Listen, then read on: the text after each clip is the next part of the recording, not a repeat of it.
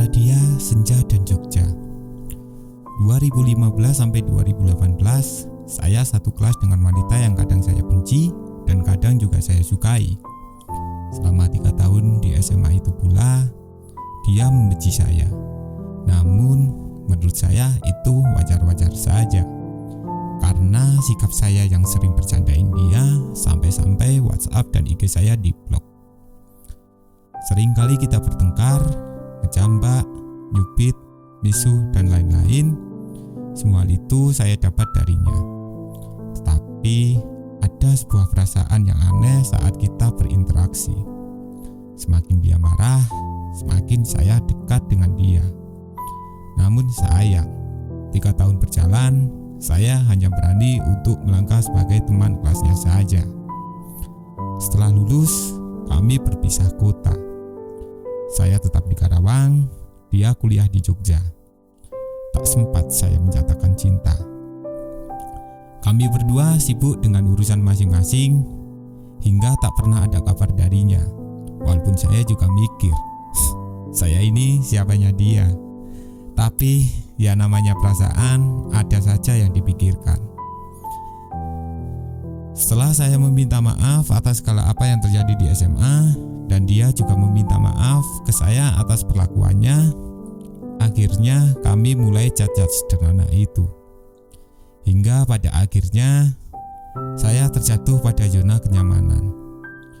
Coba bayangkan, 3 tahun kamu membenci wanita dan hanya butuh 1 hari kamu untuk mencintainya. Saya bulatkan tekad saya untuk terus mendekati dia. Namun rasanya dia emang gak punya perasaan apa-apa ke saya. Hanya sebatas teman sekolah yang mempunyai kesalahan, lalu dimaafkan dan cerita selesai begitu saja. Namun saya tak patah tulang. Tak patah semangat maksudnya.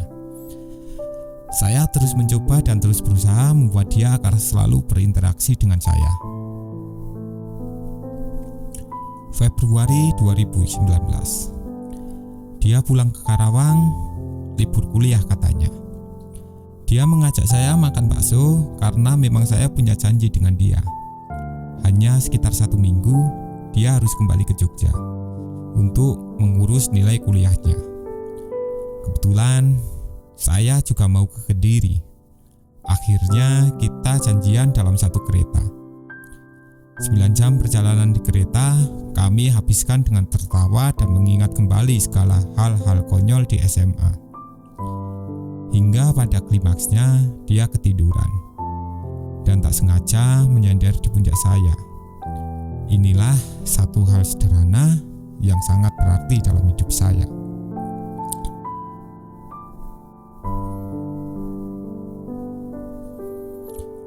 Sial, kereta sudah sampai stasiun Lempuyangan. Dia turun melambaikan tangan seraya berkata, "Dah," dan pergi begitu saja.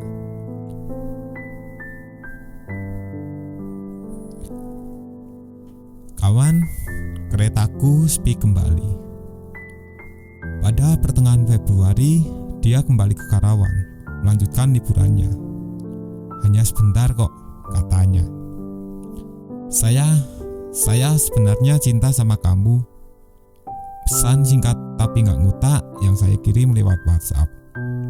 Namun sayang, dia mengelur cat dan secara halus menolak saya. Bego dah, begonya aing. Kami berdua jadi canggung dan dia seperti yang menjauh dari saya, mengabaikan dan menghiraukan segala tetek bengek cat dari saya. Hingga tiba momen yang mungkin menjadi perpisahan di semester kali ini. Dia pulang untuk melanjutkan aktivitas kuliahnya. Setelah mendapat info dari temannya, saya langsung ke stasiun Karawang untuk mengucapkan perpisahan, cinta, perasaan, dan harapan. Untuk sekali lagi secara langsung sebagaimana laki-laki melakukannya. Hingga kereta Singosari tiba di stasiun Karawang, dia tak kunjung terlihat. Hati kecil saya pasrah. Dan mungkin saja dia naik di Cikampek. Namun sudah telat. Waktu tempuh Karawang Cikampek adalah 20 menit dengan kereta dan 1 jam dengan motor. Tak mungkin saya keburu melihatnya. Ah Tuhan, apakah ini endingnya? Tidak, dan tidak akan. Saya coba langsung ke rumahnya, memastikan apakah benar dia sudah benar-benar tidak ada di Karawang. Sampai di rumahnya seperti yang tak percaya. Ternyata inilah harapan. Dia masih di rumahnya. Dia masih di Karawang, kawan. Setelah berbincang, ternyata dia ke Jogja diantar saudaranya menggunakan mobil. Ah, bego dah. Saya hanya nanya tanggal perginya, tidak kendaraannya. Tapi tak apalah.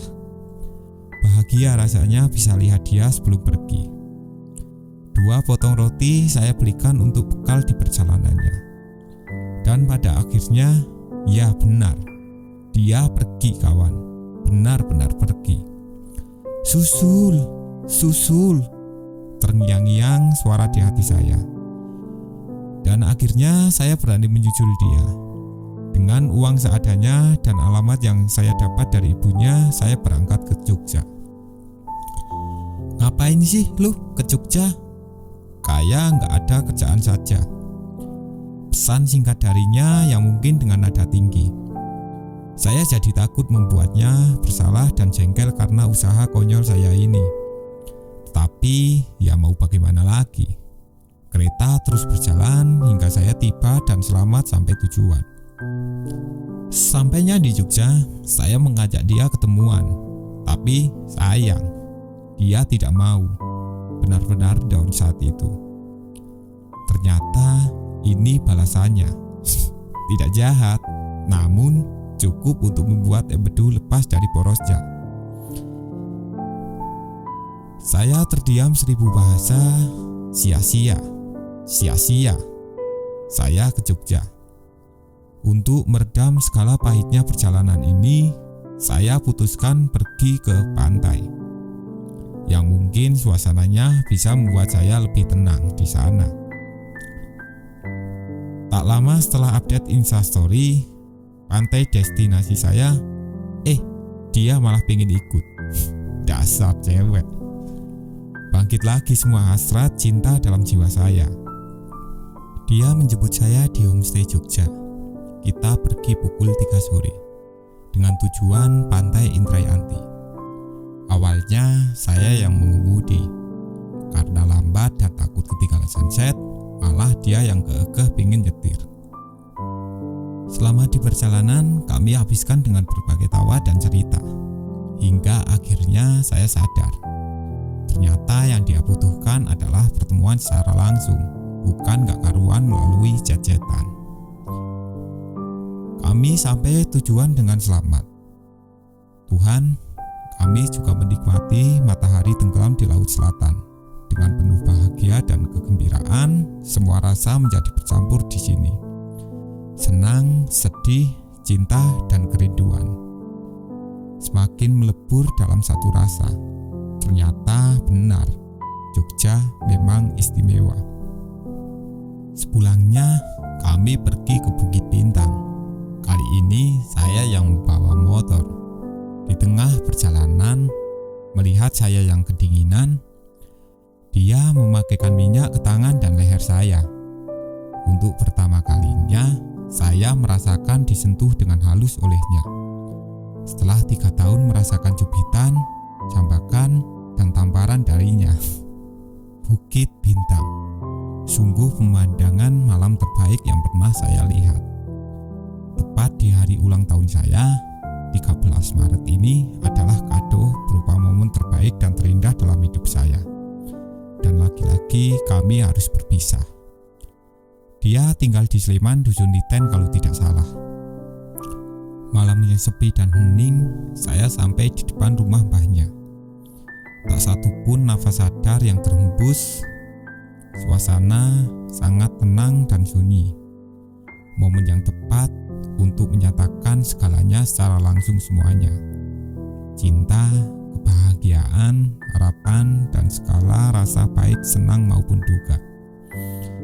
Namun dalam benak saya berpikir, akankah kejadian canggung itu kembali terulang lagi jika saya mengungkapkan cinta yang walaupun secara langsung?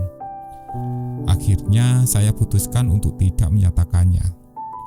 Terlepas dari persepsi berani tidaknya saya, yang saya pikirkan saat itu adalah, jika seperti ini sudah merasa gembira, kenapa harus memaksa dicinta? Saya pamit ya. Iya, hati-hati. Jangan lupa kesini lagi kalau aku wisuda ya.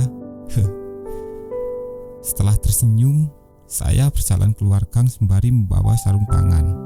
Iya, sarung tangan miliknya yang saya curi untuk dijadikan artefak rindu di dalam rumah saya, walaupun warnanya beda sebelah. Bahagia, pulang, dan selamat.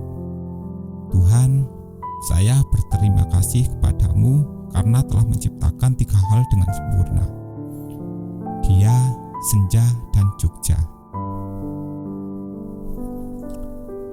Demikianlah cerita singkat ini yang saya tulis dengan rindu yang membabi buta di dalam kenangan saya. Semoga kelak kita bisa berjumpa kembali di lain kesempatan.